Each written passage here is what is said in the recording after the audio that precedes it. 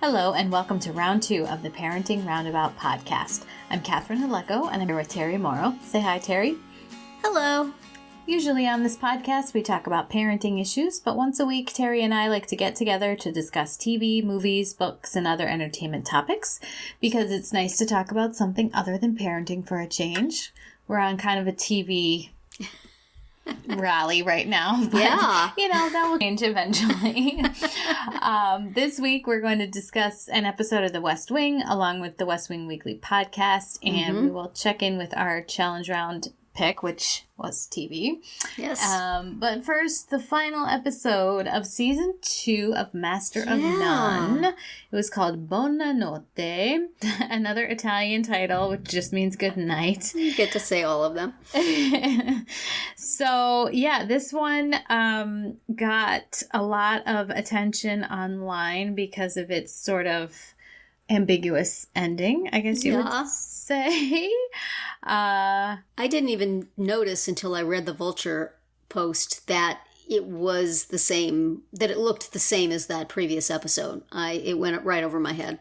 Mm-hmm. So. Yeah, so the very, very final scene, there was some question about whether it was like a flashback from the episode where Francesca spent the night at Dev's because of the snowstorm. Right.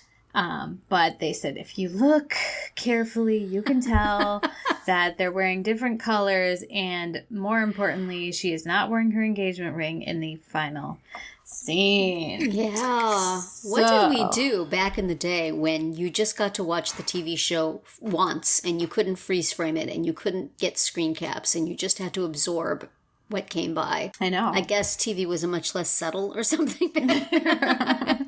Well, and it didn't even occur to me to freeze frame it and look for the engagement ring. I just sat there with my mouth open for a few minutes. And then I, of course, went onto the internet to read what other people were saying about this final scene. Which, if you read... there was commentary from Aziz Ansari himself and from Alan Yang, his co-creator. And what did they say? Well, they said that, we left it ambiguous on purpose.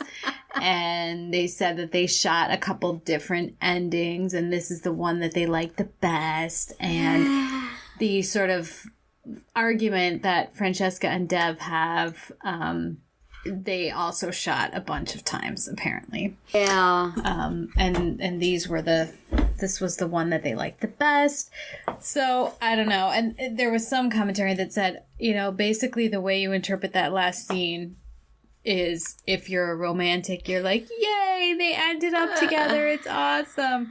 And if you're a cynic, you think, well, either this is a dream and it's not really happening, or it is happening and they're actually very unhappy. I don't know. The fight that they had, while it was very real and very good, did not make me feel like she was his destiny. It made me feel like probably a little bit of good riddance. But then she's back at the end, so who knows? Right. I don't know. The interesting thing was that, last week I was very impatient with the relationship and I was not enjoying the endless examination of it. Mm-hmm. This week, those scenes with Chef Jeff made me so happy when I realized the rest of the episode was going to be about Francesca. Yes! No more of that plot. I thought, oh my gosh, there's 20 more minutes of this PR disaster of this TV show. No, we're going back to the thing I didn't like last week. So happy to see you, honey. Come on in. Stomp on his heart some more. I knew there was a reason I did not like Jeff. He's a creep, that's why. He's a creep. Well, I think that was pretty much a given from the start, wasn't it? I'm not feeling that whole... I think it has a little bit of a Studio 60 problem, as we discussed last week, in that the TV show with them does not look like anything anybody would put on the air. It looks bad. It was hard to watch that little snippet. That one little segment that they did. I don't believe that anybody would put that on the air. I don't believe that Chef Jeff would agree to be in a two-person show like that. He doesn't seem like the kind of guy who would want to share the stage. And, I mean, the cupcakes thing I thought was stupid too, but there actually are cupcake shows like that, so it was an exaggeration. But this, I just don't buy it. And so I really don't care about any of it. And just the whole, the thing with Raven just was not convincing or necessary. And I just hated all that. So it's like, okay, all right, let's go back to the horrible romance. But I still don't think I still don't think, I mean, who knows? Who knows? We haven't seen what happened between Pinot asking her if she's ready and the two of them being in bed. Right. In whatever circumstance they happen to be. So yes. Perhaps she redeemed herself and we will one day see that. But as it is, run for your life, man, is basically how I feel. Find another foreign country to go to. Meet a cute lady who's not engaged. There you go. That's Terri's Season advice. 3. Yeah, which, from what I've been reading, they definitely haven't made season 3 yet, and it doesn't sound like Aziz Ansari is that into making season 3. No, it doesn't. I think we read the same post where he said he has to go have more life experiences before he can write anymore. And yes, I think that the thing about dating in New York is sufficiently done. So good luck to him. Yes. May his next Tinder swipe be the one. Absolutely. Yeah. So, I mean, I still enjoyed watching this season, I think more than you did. But I did think that overall it was well done and interesting and worth my time for sure. So yeah, no, I was glad that I watched it. I think I enjoyed it more than last season because I never got all the way through last season. Whether I would have gotten all the way through this season if we weren't doing it for this podcast, I don't know. But I felt at the end that I was glad I watched it, but I was not sad that it was done.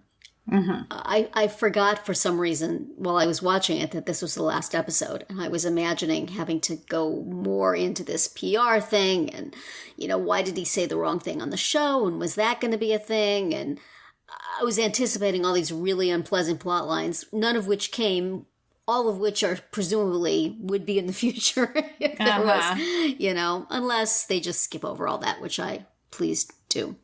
Yeah, I mean, I could see them skipping over the Chef Jeff thing. Like, I mean, in the last season, when it got to the end, he broke up with, he and Rachel that he was living with broke up, and then the final scene was him, like, on the flight to Italy. Yes. Yes. And they didn't, except for having Rachel appear little bits in the beginning of this and the end. They really didn't go back to her at all. So, who was that? The girl he met on the street? That was her. That was that Rachel. Was her. Because I was saying, are we supposed to recognize her? Because I didn't watch. I think I didn't watch the part last season that had her in it, or that was focused on her. So I totally didn't recognize. Yeah, I totally didn't. The Claire Danes episode was the last one I watched. I think I stopped halfway through, and then I never got back to it. Okay. But so I was like, clearly we're supposed to know who this is. Oh, yeah, that was Rachel. And yet Rachel. I have no idea. Okay, so that makes a lot of sense, because otherwise I was like, why is he meeting random cute chick on the street? Yeah, like, that makes sense. He's at his, like, total low point between Francesca and Chef Jeff, and then just for the icing on the cake, he runs into his ex-girlfriend on the street. Ah, yes. But she was not with a guy. That would have been even worse. No, but he has to just be. She's like, "How's everything? Oh, it's great." He just like, I'm not gonna get into all the reasons why it's not great. Yeah, well, that makes more sense now. I'll retroactively make sense of that scene. But I was very happy that there was not another episode coming that was going to have to tie up all these loose ends. I'm happy to let them dangle. Okay. But I mean, the plots that I didn't like. Yes. So that's great. I don't want to see another episode about that show. I don't want to see another episode. If they find a way to make the romance palatable, I guess. But she just, she's perfectly entitled to not know what she wants. In fact, taking a break from both guys would probably be a good, healthy thing to do. That would probably be the best bet at this point. Yeah. Exactly. Which would be unsatisfying to both of them. But it's really hard to see anything good coming of this in the long run. the way it is now. So it's hard to be, I guess I'm not a romantic. That is what... I don't think I'm a cynic either, but I think I'm practical. You're more of a realist. Yes. Yes. So you don't want to be the person that she escapes to because you're not going to be the last stop on that route. That's usually the issue, isn't it?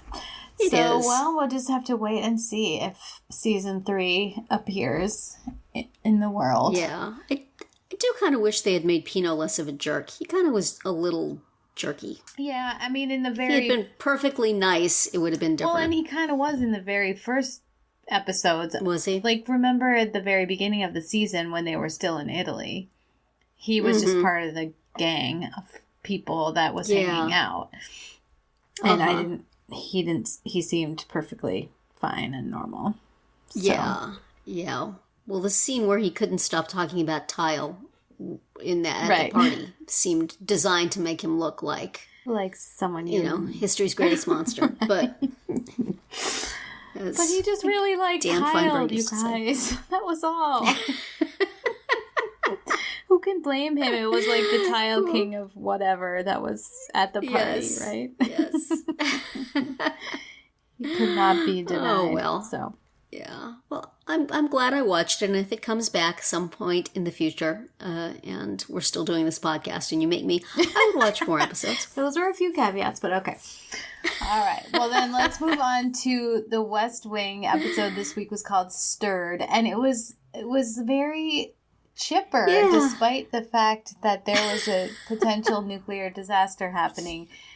I mean, the president throughout was like in the best mood, and the whole episode was like him being your favorite grandpa. It was. It is a tonally odd episode. I agree. I mean, doing Charlie's taxes with like such delight. And then joking with him about owing money and like he's going to take the check. Right. And then calling up Donna's teacher and just like shooting the breeze with her. And yeah. I enjoyed it for that reason. I guess we weren't really that worried about the nuclear disaster. I guess we were pretty sure it wasn't going to happen. We're all just like, well. And, they're pretty far away from that, from that area. Like, if it happens, well, it's Idaho, so okay. Just the people in... Yeah, the people in wherever that probably that place was. The radiation won't reach here. Elko was Elkhorn or something. Yeah. Too bad for them, but meanwhile here at the White House, we got James Bond jokes. Exactly. I'm not sure why the episode was titled "Stirred." Well, I think it's I didn't know either, and then I realized it's from the Shaken Not Stirred. Well, I know that, but. That still didn't explain to me why that was the title. The episode knows how to make a martini, I guess. that rather than watering down their martini by getting a different vice president, they're going to handle it correctly, and all the elements will come together. Or something completely else. Well, that's a good theory right there that you came that's up with. That's what I put together while I was procrastinating from important work. But it's kind of an odd... I mean, the individual pieces of it are enjoyable. Mm-hmm. But as a whole, it's kind of weird. Yeah. But I enjoyed it. I did too, just like I said, because it was so... it was so upbeat. And it was kind of nice to see the relationship between the president and the vice president take an improved turn, right? Yeah.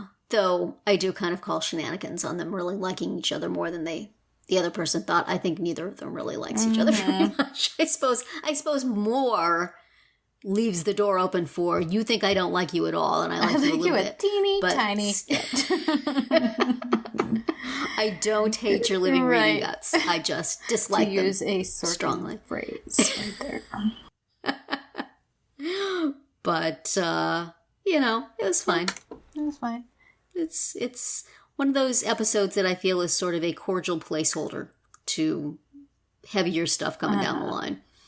So and get yourself some Ed and Larry actually having some speaking parts. And I enjoy CJ's Ulysses S. Grant mentions. Yes. To try to save awkward situations. But I mean, the dialogue is all fun, and the performances are all, of course, as usual, good. It was in the podcast where they mentioned that the episode came in short, which seems impossible with the Sorkin thing, and they had to just like kind of throw in another plot just to fill out the whole episode kind of had that feel. Like, here's a bunch of odds and ends we're going to kind of throw together, and we'll see what sticks, kind of thing. We'll see what sticks.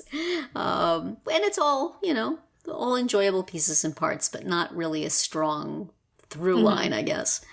But I enjoyed watching it. I enjoyed listening to the podcast about it. Yeah, they had Eli Addy, who was a screenwriter on it, and then they had someone talking about being the cabinet secretary, which I didn't even know was a job, actually.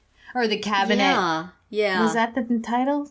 It was secretary, I think. The person whose job it is to wrangle all the cabinet secretaries from within the White House. Which I hope they get combat pay. Well, that sounds like a really tough job. It did sound like a hard job. And he seemed to be admitting that it was. Yeah, but he seemed to have enjoyed it in spite of the difficulty. He seemed like, well, when you look back on a job you had that was really hard that you don't have anymore, and you think of it fondly in retrospect, but while you're doing it, it's not so fun. Yes, I can see that. He's happy to no longer be doing He's it. happy to have that on the old resume without having to keep on doing it. Yes, that's got to be tough, managing a whole bunch of personalities, and you are a relatively small person in the hierarchy, and yet you have to smack people down. Probably he did not smack them down the way that Toby smacked that guy down. But I have never understood why anybody would want any job in any sort of politics, any level, anywhere. So it's all... regardless of the administration. Yeah, but then you get an episode like this where Bartlett seems like, the best boss because he'll do your taxes for you, and then he'll give talk you to your old DVD teacher about 12th Night if you find out that you owe money on your taxes. That's right. Yes, that's the only thing that makes that plot okay, is that Charlie still gets his state-of-the-art ancient model DVD player. My husband had for many years a VCR that he bought with winnings from Atlantic City, and it was like one of the first, back when like VCRs were $700 or $800, and it was a big deal to have one. And that made me think of it when this was going on, that it was probably the DVD version of his VCR. Right. Or like when the first, flat screen TV came out or something. Yeah. Things we now take for granted. Exactly. So that was the West Wing Stirred. Yes, it was. And next week in the sequence, there is actually a very special episode, which is sort of a documentary. And because the West Wing Weekly podcast is going to cover it, we also are going to cover it. Yes, we are. We are going to watch it. I don't know how much we will have to say about it, but we'll see. Maybe. Yeah. Maybe. I'm thinking it's going to seem kind of dated, but you know what? It's probably going to be fine. It's basically about how wonderful the West Wing is and how much it reflects exactly the way things are in real life. One giant back hat, pretty much. A big hug from Washington. But, and... So we'll watch that for next time. Right. And then for our challenge round for this week, we decided to follow up our behind the scenes at a TV show theme from last week, which was Studio 60 on the Sunset Strip. Right. Moving on to 30 Rock, which actually happened to come out the same year. Yes, they debuted the same year, and they were sort of like rival shows on the same thing. One a drama, one a comedy. And I felt like you sort of cast your lot with one or the other, and I cast mine with Studio 60, which died an ignoble death, at the end of the season. And 30 Rock went on to be a massive hit. So but I never watched it because it was the other one. Until now, I blamed it. When I made you but watch it did seem like a good challenge round companion to having watched Studio 60. So yeah, I'm happy to watch 2 episodes. I enjoyed it. It was fun. I mean, very sitcom-y as opposed to, the hour-long drama. And I enjoyed both episodes. I thought they were good. It didn't make me necessarily want to sit down and watch the entire series, but I feel certain that I could dip in on pretty much any episode at any time I happen to be on Netflix and enjoy it. It's not a show you need a lot of backstory. No, it's really not. I mean, it's pretty it's archetypal. A sitcom.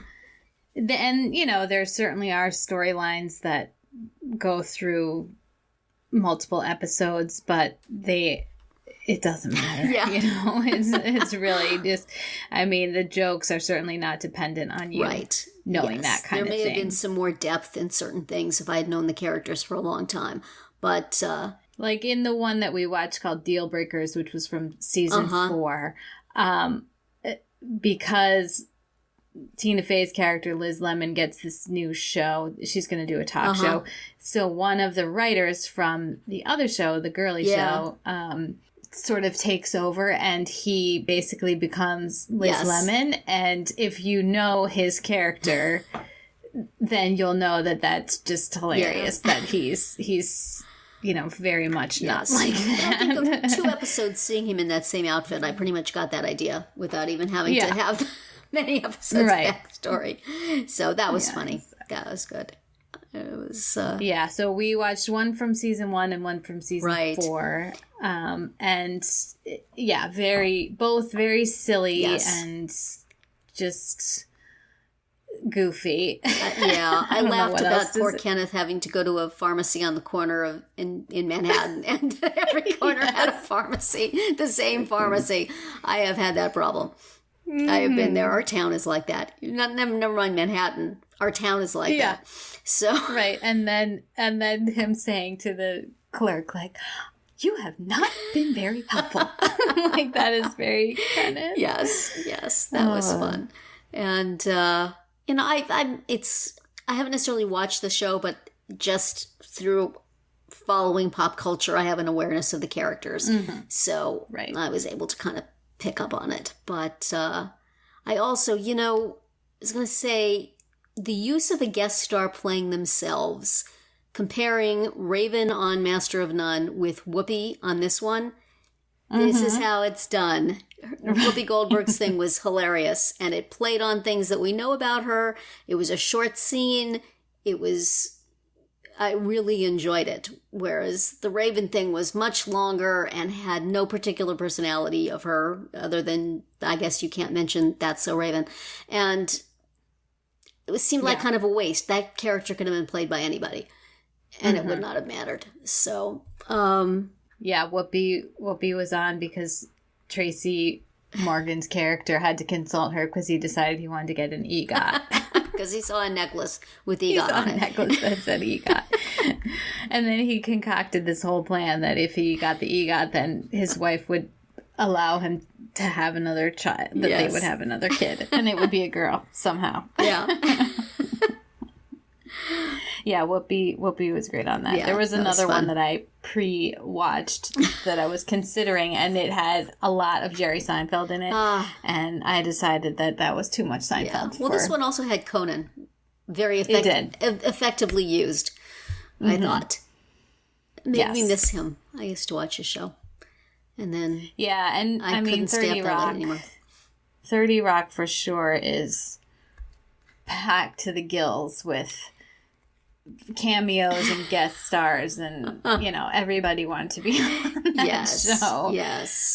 And some of it was the whole like NBC cross promotional thing. Definitely, because the show was on NBC and it was set at NBC. So, which was another thing that maybe Studio 60 did not have because it was a fictional. Yeah, but they got a lot of guest stars because they had Aaron Sorkin. Right. And he still had a little bit of the West Wing sheen on him, so they got their share. Right. So, I didn't watch 30 Rock when it was first on, but a few years ago, I just slow marathoned the whole thing. I don't know what you call it when it's not like I sat there for a weekend. It was like what we do on this show. on this podcast. It was a few at a time, just slow and steady over the course of many hours on the treadmill. I watched that whole series, and I really enjoyed it a lot. So. Yeah. Oh, we forgot to mention on West Wing that the podcast shouted out Parks and Rec. They did. They did. And that, I'm trying to remember what the scene was now that they, oh yes, the parents just don't understand. Yeah. That was very funny. Because yes, that is a good comedic example of the sort of thing that goes on in the show all the time. Right.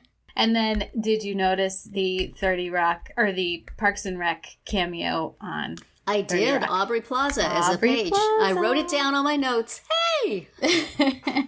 Which, of course, I had no idea the first time around because I had not yet watched Parks and Rec. All sorts of crossovers. There she was. And, I am not very familiar with many lines from 30 Rock, but I've heard the line, "Why are you wearing a tuxedo? It's after 6. What am I, a farmer?" And I laughed. I laughed when I heard it aside from the show, and I laughed at it on the show because... Yes, that is Alec Baldwin's character to a T. Yeah, I was consulting with a friend about which episodes she would pick if she was going to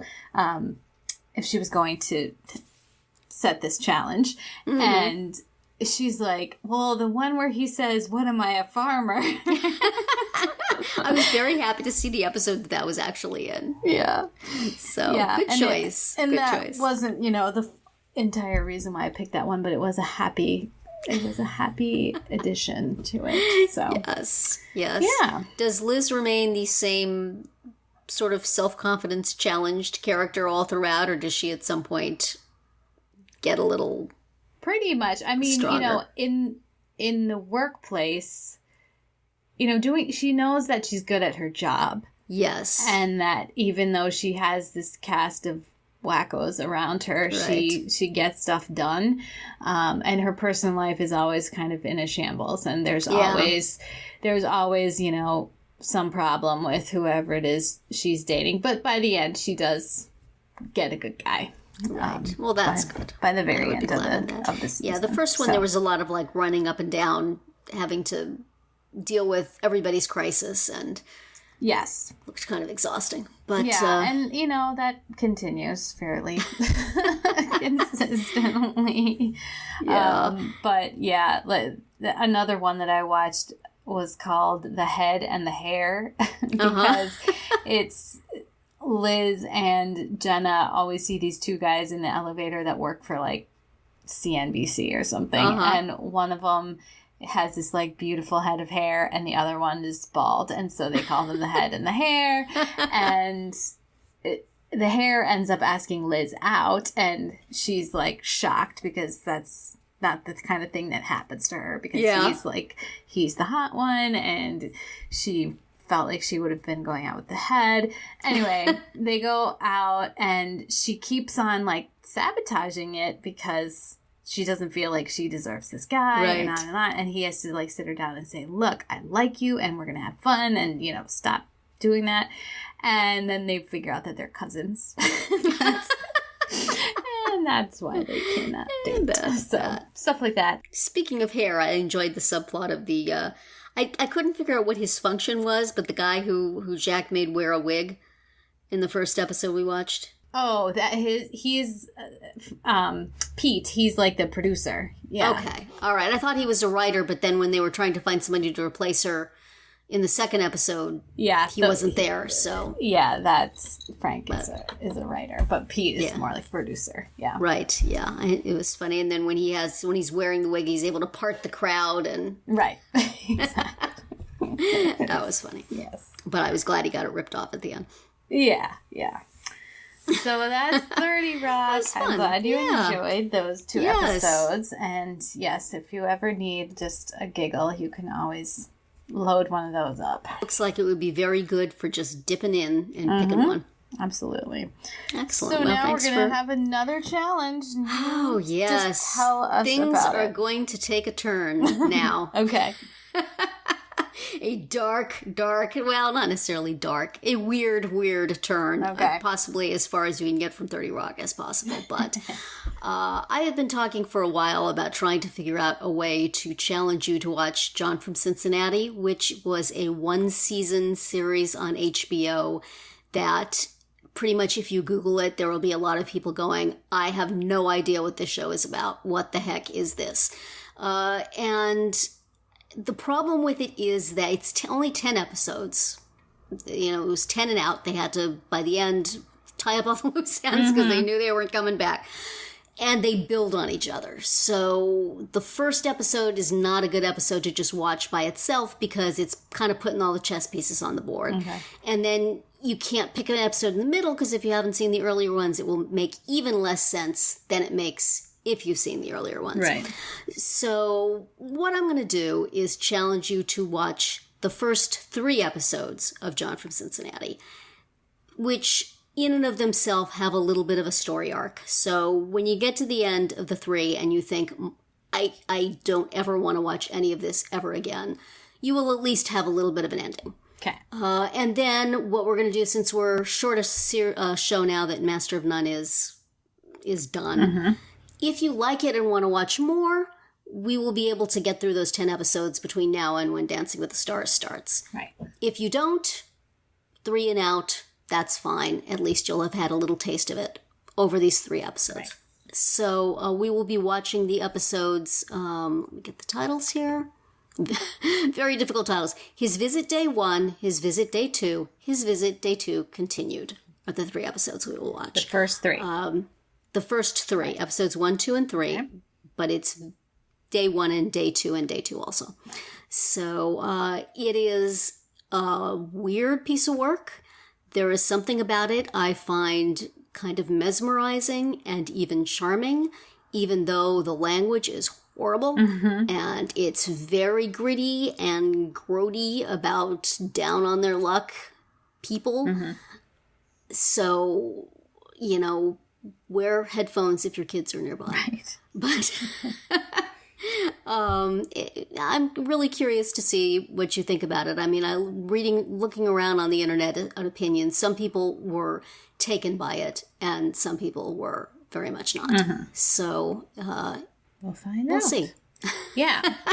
And I am going to get it from my library. We don't know of any place that it is streaming. It is actually, it streams on Amazon Prime. Oh, it does? You can watch it for free on Amazon Prime if you are an Amazon Prime person. Right. Okay. So that is where I have been watching. I have the DVD set. I'm one of probably 10 people who bought the DVD set. But you have Amazon Prime too. Streaming because it's fun. So all right. Anyway, let's see. Let's see what you how think. it goes. So for next week, we'll do that, plus that West Wing special episode that we mentioned. And we are going to have a special guest interview for you all. Yes. So especially if you are Dancing with the Stars fan, we recommend that you tune in for that one. Please do. So that's this sounds like we got somebody from Dancing with the Stars to come in and talk to us. No, don't get that excited, but it is a lot of fun. So yes, come back. Yes, worth coming back and listening to. Come back for that. Please. And for today, that's going to be it for round 2. Please subscribe to our Parenting Roundabout podcast so you won't miss any of our episodes, including our daily speed rounds and weekly group chats. As always, you can find recaps, links, and an opportunity to comment on our website at parentingroundabout.com. Bye, Terri. Bye, Catherine. Goodbye, everyone.